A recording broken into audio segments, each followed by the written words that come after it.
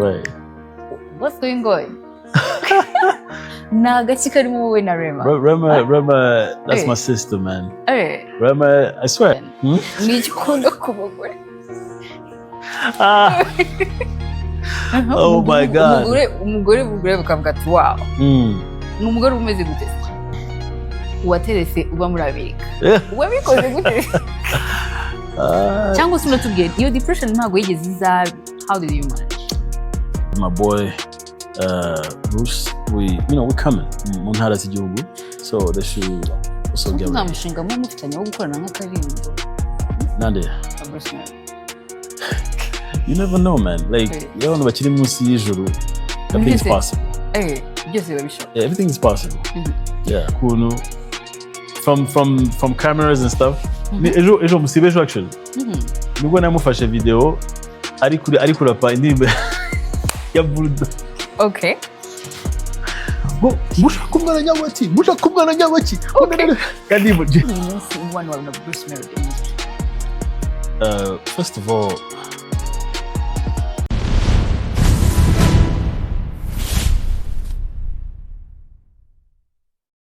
hello friends and family, how are you doing? Nigazire komeze neza, nizire ko mumeze fresh sana. Mbifurize kugira icyumweru cyiza. Hanyuma turi ku cyumweru, turi gusoza kabisa ukwezi kwa gatatu.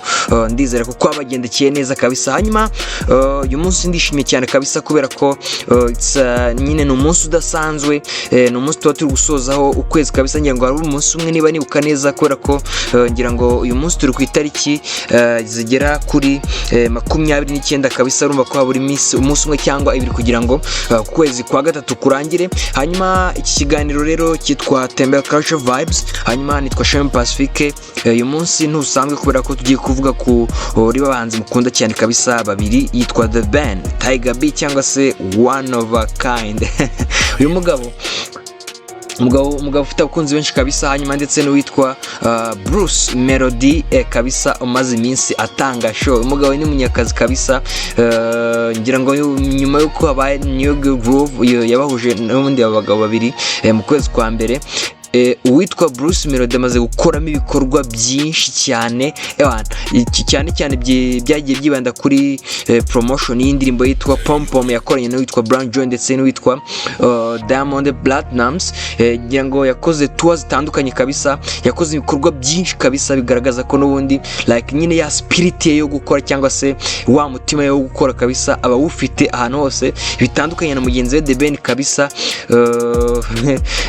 Ntago nyine we akora ibikorwa byinshi cyane kabisa, akora bike bikaza byivugira, right? Hanyuma uyu munsi ndashaka ko tubavugaho kabisa, ntago tukiri kuri New Groove ahubwo turi ku mishinga mishya irimo n'igitaramo bafitanye muri uyu mwaka kabisa, cyangwa se muri sama y'uyu mwaka.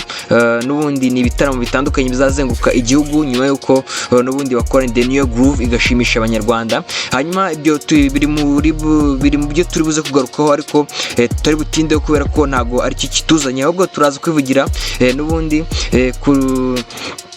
ni ikiganiro witwa The Band agiranye n'ikinyamakuru cyitwa Igihe kabisa dukesha iyi nkuru, avuga mubano we n'ubundi n'uyu witwa Bruce Melodie. Ibyo turaza kubigarukaho. Ese donc abantu baribaza bati ni iki cyihishe inyuma y'umubano wabo? Tujya tubona bameze nk'abahanganye, ariko se ni irihe banga rihari? Donc nuvuga ngo bano bahanzi n'abahanzi b'inshuti cyane than expected, kubera ko barakundanye cyane, nyine ni inshuti zirenze uko abantu babibona, uko abafana babifata, right? Hanyuma turaza kuba tubyinjiramo neza cyane. Hanyuma witwa The Band kandi muri kiganiro yavuga ko kabisa afite kuba yashyira hanze indi album nyuma yitwa Print Love yashyize hanze mu mwaka ushize kabisa. Agiye ashyiraho indirimbo zitandukanye kabisa mwagiye mukunda, zirimo n'ubundi yitwa Print Love, nabyo turi bivugaho neza cyane. Hanyuma kandi turaganira kabisa ku bindi byagiye bigaruka muri iki kiganiro, birimo umubano witwa The Band afitanye n'uwitwa Rema wo muri Uganda kabisa. Ngira ngo abantu barabizi ko n'ubundi mu gitaramo cyitwa cyangwa se cyiswe The New Groove kigaruka umwaka cy'umuhanzi witwa The Band, witwa Rema yarahari.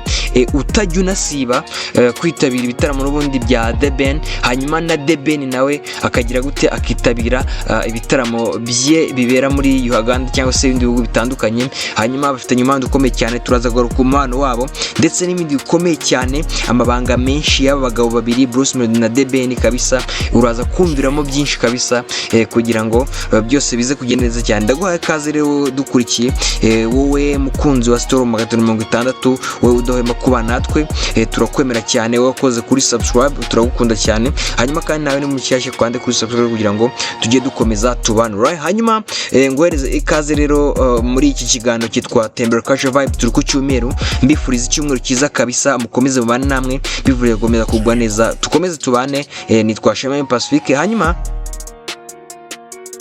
umuziki w'u Rwanda umaze gukundwa cyane muri Uganda, by'umwihariko ku bahanzi bamwe na bamwe bamaze kuba bagira gute bakoreyo ibitaramo. Ngira ngo minsi ishize nibwo twabonaga uwitwa Element L kabisa yahatwitse ameze nabi cyane, umugabo maze no kwerekana ko afite abakunzi benshi muri kiriya gihugu n'ubundi cya Uganda.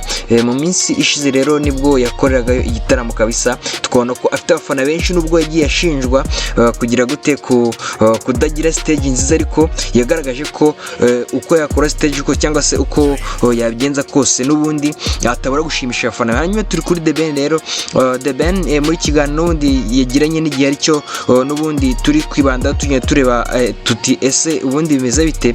Yabwiye umunyamakuru ko kabisa nkuko nawe ajya kunda kubivuga, Uganda ni nko mu rugo he haka cyangwa se second home nkuko ajya abivuga. Hanyuma amubajije ku kijyanye na Rema udasiba kwitabira ibitaramo bye byabereye hano mu Rwanda kabisa, araza. Hanyuma n'uwitwa The Ben nawe akajya mu byabereye Uganda. Hanyuma ndagira ngo twumve icyo The Ben yabivuzeho, and then turagaruka dukomeza mukomeze mubana.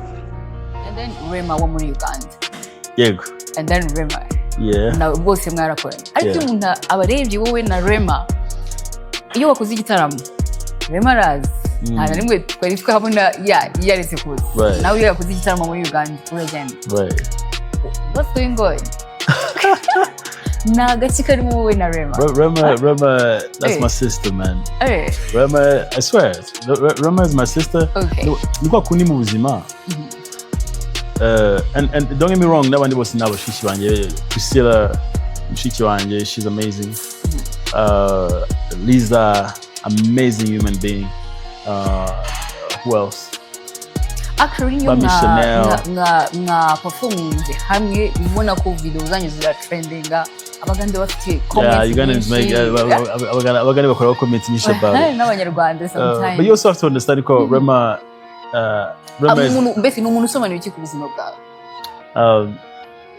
Obviously ubundi muntu wese mukora indirimbo ni igihango muri sector yacu ya music. Igihe cyose afite indirimbo n'umuntu ni igihango, ni nka kera kwa kundi bajyaga basaturana amaraso bakanywana. Okay. So like having a song with someone, it's a big deal. More connection tape bro. So Rema, like Tom Close, bano wano squad twaje dukora. Bani igihango gikomeye cyane bamba ku mutima tu. So Rema nawe so wani gikomeye ku buzima bwanjye. Koko indirimbo nziza, This Is Love. Indirimbo yimaze kugira miliyoni zirenga 10 na z'abantu bamaze kwireba muri iki gihugu cyacu ndetse na Uganda.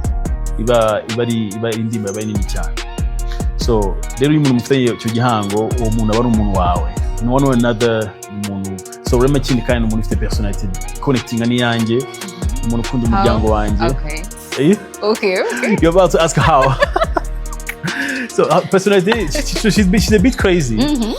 She's a bit crazy, but she doesn't seem crazy. So njyewe none ukuntu meze, I hope I'm down ndi kubeshya. I don't look like I'm crazy. But when you get to know me, you know I'm a bit crazy. So I'm a bit, let me put it that way. Let me say I'm a bit fun.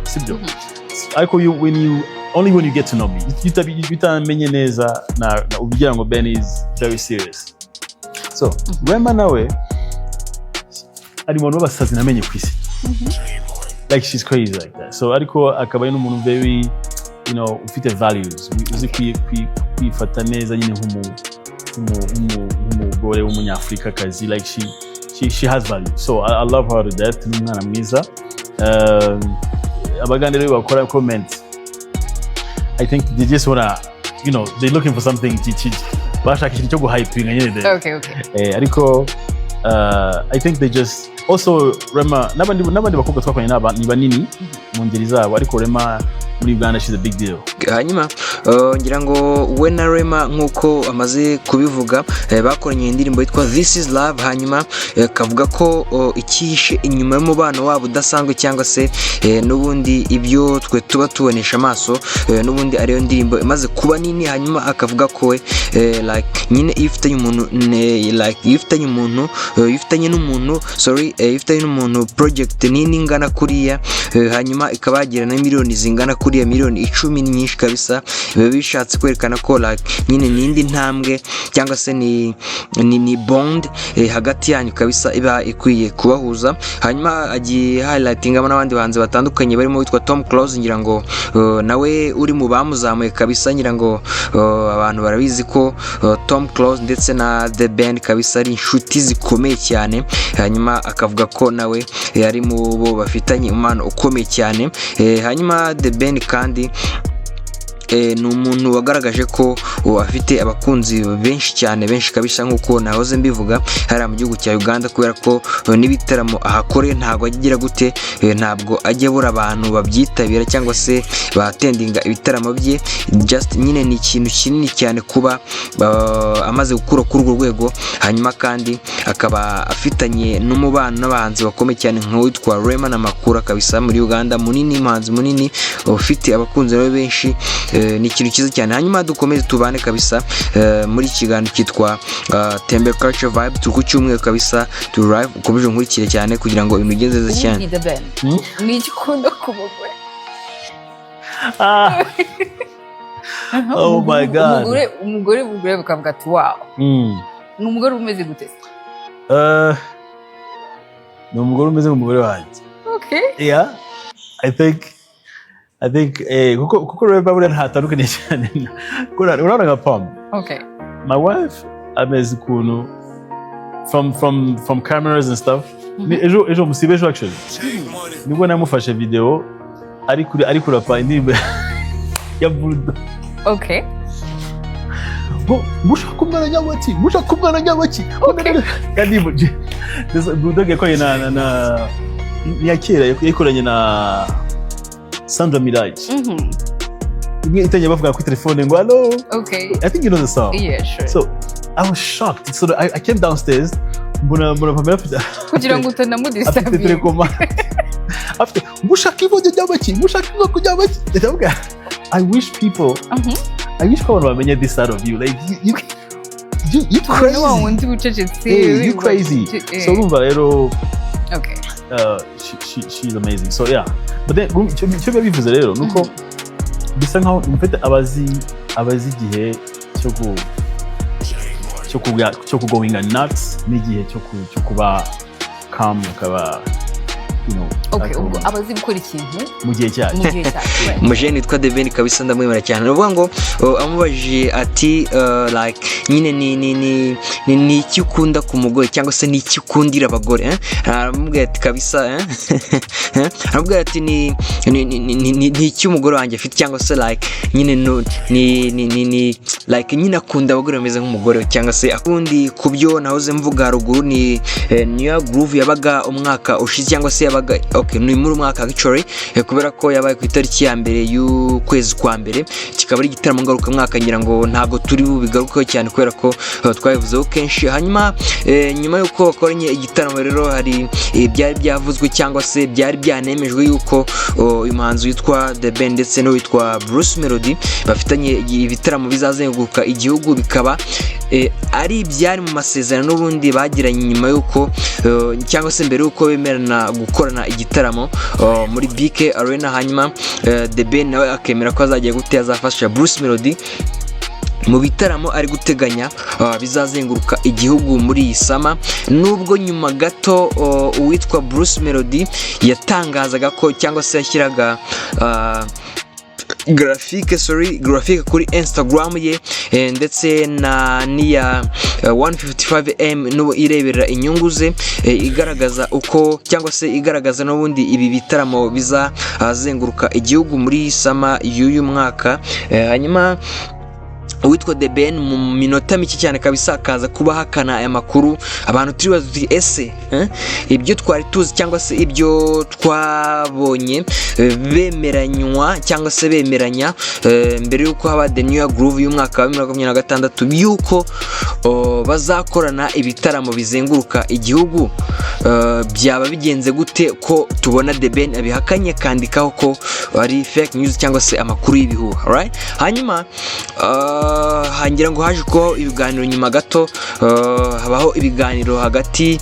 y'impande zombi, ngira ngo n'uruhande rurebera inyungu z'umuhanzi witwa Bruce Melodie ubwo ni 155am, hanyuma kandi n'uruhande rurebera inyungu z'umuhanzi The Ben. Hanyuma icyo kibazo baragicoca, hanyuma tubona witwa The Ben ahita agira gute asiba n'ubundi ya story yari yashyizeho avuga ko ari fake news. Hanyuma nyuma yaho gato byaracecetse ibintu donc abantu baratuje, ntago twigeze kongera kumenya icyakurikiyeho kubera ko The Ben nyuma yuko asibye story nyine like twagumye dutegereje tureba tuti ese biravugwaho iki. Kaba ari na message nibyo ni post witwa Bruce Melodie yesa pininga cyangwa se yayishyize hejuru mu zibanza kuri Instagram ye. Hanyuma The Ben we nta kindi yigeze abivugaho. Hanyuma muri kiganiro ubundi yagiranye ikinyamakuru Igihe yamaze kuba yemeza ko kabisa bazakorana ibitaramo muri iyi sama y'uyu mwaka wa 2026, yemeza ko bazakorana ibitaramo. Mu kanya gato ndi bugende kabisa mbumbisha uko bimeze, ako donc reka tubande twumve The Ben icyo yabitangajeho and then turagaruka tugiye gute dukomeza. Yitwa The Ben Tiger B. It's something else. Okay. It's something they will remember mu myaka nyinshi imbere. And also like of course with my boy Bruce, we're coming mu ntara z'igihugu, so they should also get nta mushinga mu mufitanye wo gukorana nk'akaririmbo nande. You never know, man. Like abantu bakiri munsi y'ijuru, everything is possible. Byose biba bishoboka. Yeah, everything is possible. Yeah. Okay, Ben, yitwa The Ben kabisa avuga ati turifuza ko ibyishimo abanyakigali abanyarwanda babonye muri New Year Groove banabibona mu bitaramo n'ubundi mfitanye na mugenzi wanjye Bruce Melodie mu ntara muri Isama. Hanyuma ni ikintu kiza nk'uko nabivugaga, bizongera gutuma imyidagaduro nyarwanda yongera gushyuha cyangwa se yongera kugira indi ntambwe itera, kubera ko ngira ngo niba mwarabyitegereje cyangwa se mwarabisesenguye neza, ira New Year Groove y'uyu mwaka yatumye abantu bongera kubona isura y'u Rwanda mu muziki ku rundi rwego, like nyine donc ni image nziza cyane kiriya gitaramo cyagaragaje ku banyamahanga, cyongera kutwereka ko bishoboka ko biramutse bikomeje kuriya cyangwa se biramutse bikomeje kuri rura rwego twazabona mu myaka mike kabisa muziki nyarwanda umaze gutera imbere, umaze kugira abakunzi benshi ku rwego rwa Afurika, umaze kugera ku rwego rukomeye nk'urwa Nigeria ndetse n'ibindi bihugu nka South Africa bikomeye muri Afurika mu muziki. Donc nyine ni ikintu cyiza cyane. Rero nitwongera kubona aba bagabo bakora ibitaramo mu ntara z'igihugu kabisa, kizaba ari ikintu gikomeye cyane, bazaba bongeye kugira gute kutwereka, kubera ko ni abahanzi bakomeye bafite amazina cyangwa se bafite n'abafana benshi mu ntara, donc bizagira icyo bihindura cyane ku muziki nyarwanda ndetse na showbiz muri rusange, right? Okay, hanyuma abajijwe ku kijyanye n'umubano we na Bruce Melodie, ndavuga The Ben, yavuze ko kabisa babanye neza cyane, byatewe cyangwa se like byaturutse cyane ku mu gihe donc nubundi mu cyahitamo cyitwa The New Groove twavugaga haruguru, nubundi avuga ko The Ben we avuga ko ariho bongeye kuvuganira cyane cyangwa se ariho baganiriye cyane, akabasha kuba yamenya uwo ari we, ubwo ndavuga The Ben amenya Bruce, hanyuma kandi n'uwitwa Bruce akabasha kuba yagira gute yamenya The Ben byimbitse, hanyuma akavuga ko ari donc nyine for me cyangwa se no kubafana cyangwa se ku bandi bantu birebera inyuma, ni ikintu kizi cyane kuba bano bahanzi baba ari inshuti, bikaba nabyo bintu witwa The Ben yagarukagaho avuga ko byaba byiza cyane, ahubwo umubano wabo ukomeje kuba mwiza cyane kurushaho, kubera ko bashaka guteza cyangwa se bafite intumbero imwe cyangwa se intego imwe yo guteza cyangwa se yo kugeza u Rwanda cyangwa umuziki nyarwanda ku rwego mpuzamahanga. Yatanze urugero kuri Nigeria avuga ko bifuza kuba bagira gute bageza, ndabumvisha ibyo yatangaje by the way, ndabumvisha ibyo yatangaje, avuga ko bashaka ko bageza u Rwanda ku rwego wenda nka Nigeria igezeho, donc nkuko mu bindi bikorwa remezo cyangwa se mu bindi bintu bitandukanye mu zindi sectors zitari umuziki, u Rwanda ruzi imbere iyo tuvuze isuku, iyo tuvuze umutekano, like n'ibindi bintu byinshi, ubuyobozi bwiza n'ibindi, u Rwanda ruza ku mwanya wa mbere cyangwa se ruzi imbere muri Afrika cyangwa se no ku isi. Of course twagiye tubona ma list atandukanye, u Rwanda ruzi imbere mu bintu bitandukanye.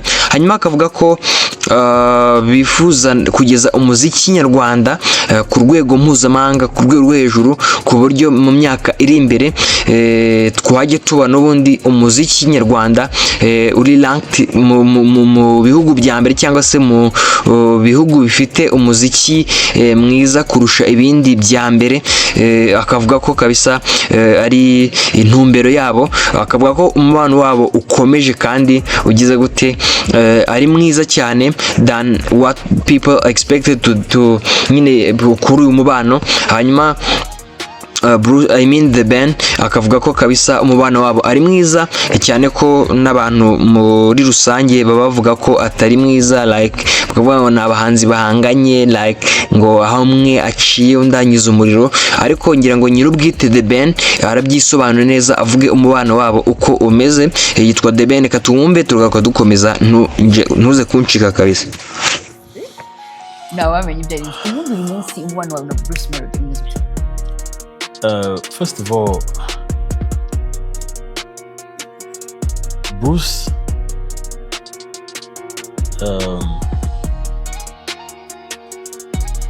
byo no kubaza umubano wacu barumva biri kind of absurd, kubera ko we should be good.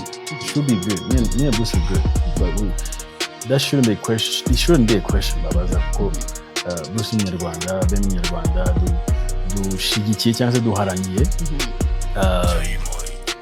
gushira cyangwa se kuzamura idarapo y'igihugu cyacu muri sector entertainment ndetse n'abandi bahanzi. By the way, it's not just two of us, it's not just us, hari n'abandi bahanzi bari kubikora neza ndetse bari kubyitwaramo neza, ariko reka mvuge ko tweko nitwe ningewe nitwubajije, right? Bruce nk'umunyarwanda mugenzi wanjye, dusenyeye umugozi umwe wo kumenyesha ko the industry yacu cyangwa se ibintu dukora cyangwa se creative industry as a whole izamuka ikajya ku rwego rwa Nigeria ndetse ikanazirenga hopefully. Tugomba kuba turi ku murongo. Icyo wenda na emphasize ngaho nuko we don't really talk like that, ntabwo tuvugana cyane, ariko muri News Groove, mbese muri rwa rugendo rwa News Groove twaganiriye cyane ndetse nasobanukiwe byinshi kuri Bruce that I didn't know about, kuko ntabwo twari close like that, ariko nasobanukiwe byinshi kuri we, yasobanukiwe byinshi kuri njyewe. Izi conversation twagiye tugirana nyuma. The decent man, ukunda igihugu, ukunda kubona ibintu byacu biyobora iby'abandi. and nimba rero umuntu ahagaze aho ngaho duhuje goals kuko goal yanjye niyo kumakinga sure ko nkuko u Rwanda ruvugwa neza muri good governance, muri isuku, ubuyobozi bwiza, ibintu byose byabaye byiza mu Rwanda. Ariko ntago turumva bavuga ati creative industry mu Rwanda cyangwa se abasitari bakomeye muri Afurika batanu ba mbere. Yuvuze isuku, yuvuze ubuyobozi bwiza, yuvuze ibintu byinshi ku gihugu cyacu, turi number one. It's amazing. Very proud of it. I think everyone should be proud. We also want to nakano kikajyanye na industry ya entertainment cyangwa se ya creative industry cyangwa se ibintu bijyanye nyine n'ibyo tubamo, nabwo ko tugaruka nk'abantu bari hejuru cyane. So iyo mbonye umuntu nka Bruce duhuje iyo goal, definitely supposed to be my friend. So he's my boy. Hanyuma abakunzi y'umuhanzi witwa The Ben ngira ngo yaramaze igihe kabisa atagaragara mu itangazamakuru cyane. Hanyuma kandi nyuma yuko asohoye album yitwa Plant Love mwaka ushize, yamaze kuba yemerera abakunzi be yuko n'ubundi uyu mwaka abafite album cyangwa se byangombwa kanashyira hanze extended playlist cyangwa se EP uyu mwaka kabisa. Akavuga ko kandi indirimbo zamaze kuba produced, ni ikintu cyiza kabisa. Tumukeneyeho kubera ko The Ben ni umuhanzi utajya ukunda ku dropping song cyangwa se indirimbo cyane, akora indirimbo nke hanyuma abantu bakaziconsuming igihe kirekire hanyuma akazagaruka haciyeho igihe.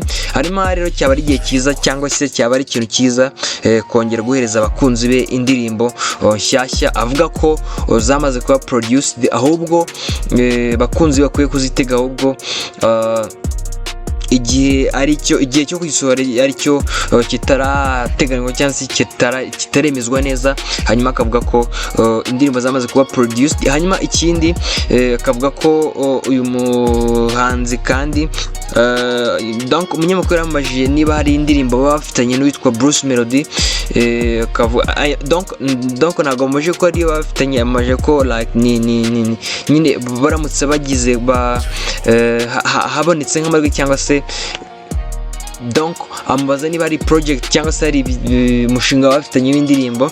Donc na byose muraza kubyumva kabisa mu kiganiro ndi bumvishe mu kanya kabisa kugira ngo byose bigende neza. Hanyuma kandi mumubwire donc sinzi niba hari indirimbo bafitanye, bwo mwanyibutsa kabisa njye ako nayo kabisa. Hanyuma reka twumve The Ben ndagako dukomeza tunagana ku musozo kabisa kubera ko ndi kubona iminota yatujyanye. Hanyuma ndagaruka duhita gute dukomeza. Bitega iki ni iyihe mishinga ubafitiye nko mu myaka 5 iri imbere ku buryo babonye ni video bavuga bati wow dushonje duhishe? Navuga ko bashonje bayishiwe cyane.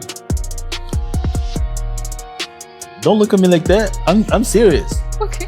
Because urumva nimbivuga then it's not longer anticipation native. Ariko bashonje bayishiwe this year in terms of mu bijyanye n'indirimbo, we dropping an album, a new album. That means ko bakunda kenshi they prefer solos like one by one, but I feel like turakora album cyangwa se EP. Kuko indirimbo zose zitayari they're ready like zabaye produced already, so turashaka igihe cyo kuzisohora gusa.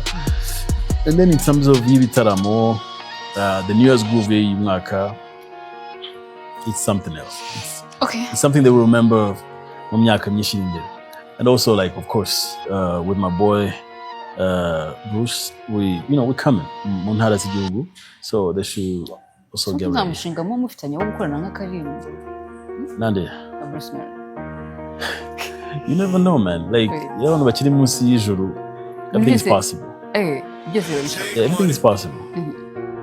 Right, hanyuma witwa The Ben abajijwe ku kijyanye na collabo abahanzi bakunze kumushinja ko n'ubundi adakunze kuboneka cyangwa se kugira ngo umubone aguhe collabo biba bigoye cyane. Yavuze ko kabisa bitagoye, avuga ko yanahaye collabo Gisubizo Ministries ndetse n'abandi batandukanye. Hanyuma kandi yavuze ku ndirimbo yakoranye n'ubundi na Gisubizo Ministries, ngira ngo ni indirimbo yakunzwe cyane kandi ikomeje no gukundwa kubera ko ngira ngo yujuje miliyoni mu gihe gito cyane. Yitwa N'Imana kabisa, indirimbo ya gospel nziza cyane, abantu barayikunze hanyuma barakonsuminga izo miliyoni. Yavuze no ku kijyanye nuko bagiye guteba bagiye kumuhemba. Yagize icyo avuga ku bijyanye n'abavuga ko Bruce Melodie ndetse na The Ben ari abami b'umuziki mu Nyarwanda. Aravuga ati ibyo ngibyo ngiye ntago mbyemera. Agihurizaho n'uwitwa Chris Easy, ngira ngo mu minsi ishize nibwo yari mu kiganiro cyitwa The Choice Live, hanyuma atangaza ko nawe atemera ko hari Big 2 mu Rwanda. Hanyuma witwa The Ben we yavuze ko kabisa umuntu abo mwami mu nyine muri genre cyangwa se mu byarimo, right? Hanyuma akagenda ahuza n'abandi bantu bagiye batandukanye bagiye bivuga ko barimo witwa Junior Giti, akaba manager witwa Chris Easy. Hanyuma The Ben ntago yemera ko habaho Big 2, hanyuma kandi ntago yemera ko we na Bruce Melodie aribo bahanzi ba okay of course ni banini nkuko nawe abivuga, ariko ntago yemera ko right now ari abami mu muziki nyarwanda. Avuga ko ubundi mu artist cyangwa se umuntu aba ashobora kuba umwami bitewe n'ibyo arimo, donc akavuga ko buri wese aba umwami bitewe n'ibyo arimo. Akavuga ko is Big 2 atabyemera cyangwa se kuba abantu bavuga ko ari abami b'umuziki nyarwanda we na Bruce atabyemera. Nyuma rero mwe navugaga umuhanzi witwa Bruce ni umukozi kabisa, ngira ngo ugereranyije na The Ben nyuma yuko reka dufate igihe gito kabisa, agira ngo muri amezi agera kuri 3 ashize nyuma yuko bakoranye The New Groove. Ngira ngo The Ben nta gikorwa kindi gihambaye yagiye gute yakora, sibyo? Ariko Bruce Melodie ngira ngo bari gukora igitaramo n'undi ko ya dropinze indirimbo yitwa Pom Pom, yahuriye muri Adam ndetse na Brand Joel. Hanyuma yahise akurikizaho ibikorwa byo kuyipromotinga. Hanyuma ntago yayipromotinze gusa, ahubwo turagaruka ku bindi bikorwa yagize kabisa abantu mwagiye mumenya. Ngira ngo yanyuze muri Kenya, aca Tanzania kabisa, aca Uganda kabisa. Indirimbo aramenyekanisha no kuzamura imibare, anyways kuzamura imibare haba kuri YouTube ndetse no ku zindi social platforms zicuruza umuziki ku machat agiye atandukanye. Kuri Spotify imibare iri hejuru kabisa, kuri Audiomack, kuri Boomplay ndetse n'izindi mbuga zicuruza umuziki nka Apple Music n'izindi. Indirimbo kuzamura imibare. Hanyuma Bruce Melodie rero yakoze promotion, hanyuma ajya no mu bindi bikorwa bitandukanye. Yagiye mu gitaramo cyabereye mu Bubiligi, ngira ngo yahise ajya mu Bufaransa. Donc nyine ni ikintu kigaragaza ko nyine ya spirit ye yuko ari munyakazi n'ubundi agira gute arayihora na Bruce Melodie. Hanyuma kandi mu minsi ishize nibwo donc yagarutse mu Rwanda. Donc kuvuga ngo ni kuva The New Groove yarangira yahise yinjira mu bya promotion, donc ntago aricara, sibyo? Yazenguruka ibyo bihugu nabwiye haruguru, hajya mu Bubiligi and then hajya mu Bufaransa. Right now yagarutse i Kigali, nubwo yagarutse mu ibanga ariko yarahageze, yarahageze. Ubu ngubu ari i Kigali. Urumva ko buri amezi 3 yose yarari occupé, nta mwanya kabisa yo gutakaza umujene afite cyane. Hanyuma durakomeje ikiganiro cyacu cyitwa The Culture Vibes, niho ukurikira amakuru aba agezweho by'umwihariko muri showbiz ukabasha kumenya uko bimeze. Hanyuma iyi ni Storm 60, kandi kuri subscribe no bwa mbere tubanye kugira ngo ujye ubasha kubona n'ubundi ibiganiro byiza nk'ibi. Dukomeze tubane kugira ngo bigende neza cyane, right? Ngira ngo ntago nasohoka ntabwiye iyi nkuru. Ngira ngo ni igitaramo cyitwa The Easter Jubilee, ni igitaramo kizahuriramo witwa Ben ndetse na Chance n'abandi banzi batandukanye. Kikaba kizabera muri BK Arena ku itariki ya 5 z'ukwezi kwa kane. Igitaramo gikomeye cyane, byari byitezwe ko kizaririmbamo witwa Ben na Chance gusa. Hanyuma nyuma bagenda batangaza n'abandi ba headliners bazaba bari muri iki gitaramo, barimo uwitwa Ariko ndetse na Germain, abahanzikazi kabisa bakomeye cyane baherutse no gutwara igihembo cy'abahanzikazi bakizamuka mu Rwanda mu bihembo bya Shining Star kabisa. Ni igihembo bari bakwiriye kubera ko muri iyi minsi bari gukora cyane, bagaragaje imbaraga mu muziki wabo, bongera kugaragaza ubwo n'inyuma y'uwitwa Vestine ndetse na Dorcas, bari bagaragaje ko abantu bato cyangwa se urubyiruko rw'abakobwa bashobora guhuriza hamwe imbaraga hanyuma bagakora ibintu biremereye cyane bigakundwa n'abantu ndetse kurusha n'abahanzi babimazemo igihe cyangwa se na bakuru babo babimazemo igihe. ngira ngo baraje bakora indirimbo zitandukanye, ubwo ndi kuvuga Vestine na Dorcas, bakora indirimbo zitandukanye zifite imibare ihambaye uyu munsi iruta n'iya bamwe mu bahanzi, kandi ngira ngo mu minsi ishize nibwo bacaga kuzuza abakurikira barenga miliyoni ku rukuta rwabo rwa YouTube, buza miliyoni kabisa donc baje ejo bundi mu myaka 3 cyangwa 4 hafi 5 bamaze muri uyu muziki, bahise barusha imibare abantu baje donc nyine baje mbere. Hanyuma twari turi kwivugira kuri Ariko and Germain bazafatanya na Ben na Chance mu gitaramo cyiswe The Easter Jubilee kizabera muri BK Arena.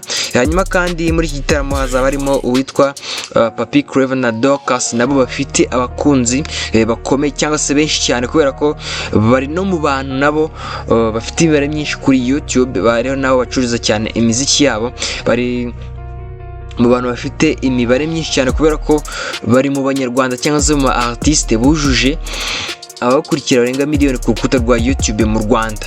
Ubwo ni nyuma ya Ambassadors of Foursquare ndetse na ngira ngo na The Ben, sorry ntago The Ben ntago ruza miliyoni by the way, ngira ngo ni Medi ahubwo ndetse n'uwitwa n'abandi bagiye batandukanye buje miliyoni, sorry na Israel Mbonye ahubwo ntago ari The Ben na Israel Mbonye, nabo bari mu buje miliyoni kuri YouTube. Bishatse kuvuga ko nabo n'abantu bafite abakunzi benshi cyane kuri YouTube, nabo bazaba bataramira muri iki gitaramo cyiswe The Easter Jubilee. Hanyuma aya makuru yacyo turagomeza tugenda tuyaba uko bizaba bimeze, hanyuma ukomeze ubane natwe ukande subscribe kugira ngo uzashe kubasha kumenya amakuru n'ubundi y'iki gitaramo uko azagenda anyura kuri iyi chaîne. Hanyuma ndagushimiye twabanye kuva ikiganiro gitangiye kugera gisoje, ndagushimiye twabanye kuri live, kandi ndagushimiye nawe ukirebye live yarangiye